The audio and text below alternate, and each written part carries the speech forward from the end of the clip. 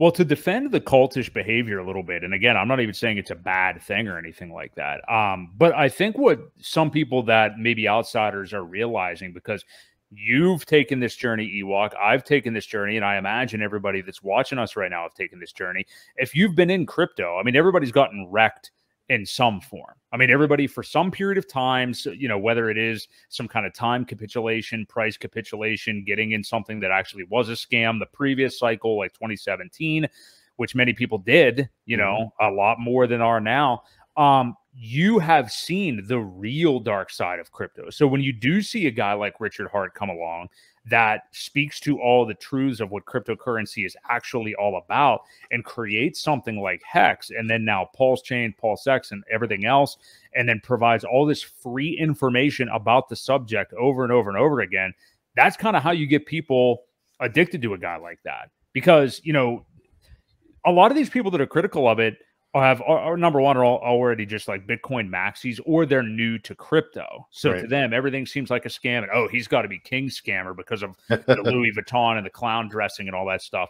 But that's what I think it is. Everybody has gotten wrecked by actual scams in past cycles. So to them, you know, I mean, this whole industry is already odd. You know what I mean? Sure. Just like people like John McAfee, you know, like pioneers like that of the past and things. There's personalities that are very eccentric in this space. That's just the way. Like, look at Vitalik Buterin.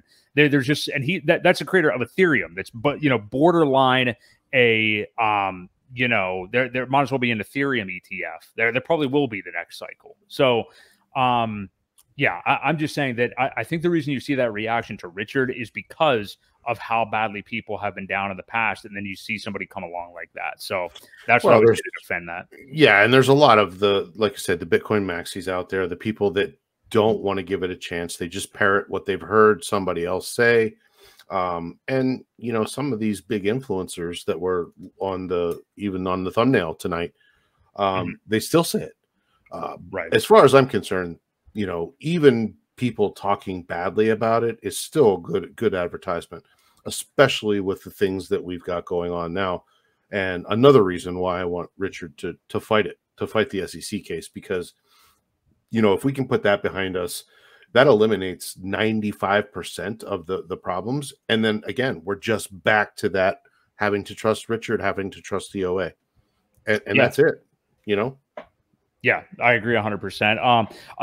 A second part to that question about like some of the people that were turned off, and even again, I thought the best point of that post by Pulse Orca was that his friend said that, yeah, he doesn't want to go all in. He shouldn't necessarily want to go all in. If you go to a film like that and have one reference point of a friend, and then you decide I'm going to put my entire net worth into this, you know, that's kind of weird. You know, well, you're asking for trouble, right?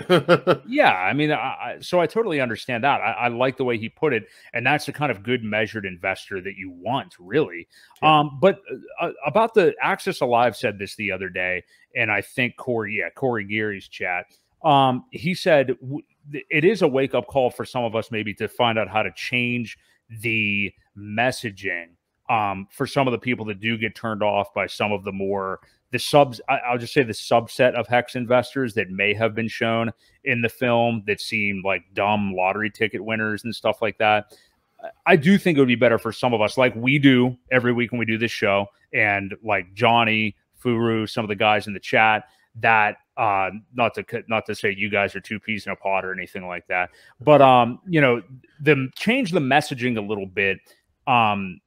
I don't want to say like to a more professional style. I don't really know how to say it, but just change the messaging from this whack job cheerleader mentality to somebody that's a little bit more thoughtful. And I guess like for me, it's weird to say because I'm already seeing that. I think people just aren't looking. I mean, like all of the prominent channels, most of them, I should say, are that. I think. I don't think they are strange. Maybe it's more so like the Twitter behavior, or maybe like flexes during the bull market. But I mainly do see people that have their heads on straight. But I think we should be more conscious about our messaging, more so in these stupid little Twitter battles that happen. Sure. You know. Well, Twitter's a toxic playground, so you have to keep that in mind.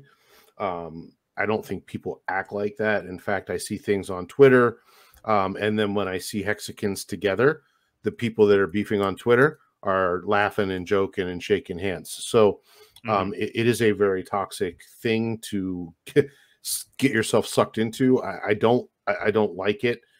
You almost have to walk away from it or not be active every once in a while for your own sanity. But I will say that I know one of the latest messages is that, guys, we have to be more on the same page. We have to be more welcoming of some of these other communities.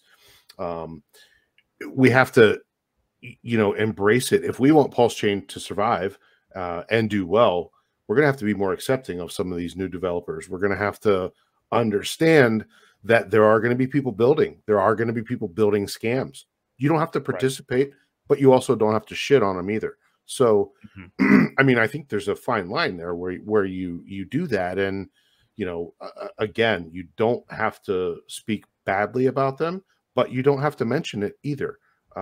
It's going to happen. We have to welcome the people to build, though. Just like any blockchain, Ethereum got very successful. And how many of those are rug pulls, or how many things were scams? It's part of the growth of the network that you got to take the good with the bad. And we hope that when people come and maybe they do get wrecked on something and learn a lesson like we did in 2017, that they will find HEX, they will find Pulse Chain, they'll find Pulse X, they'll find the community and the strength there. So, I think I'm seeing a lot more of that type of messaging, which is good. We really need that in order to grow. So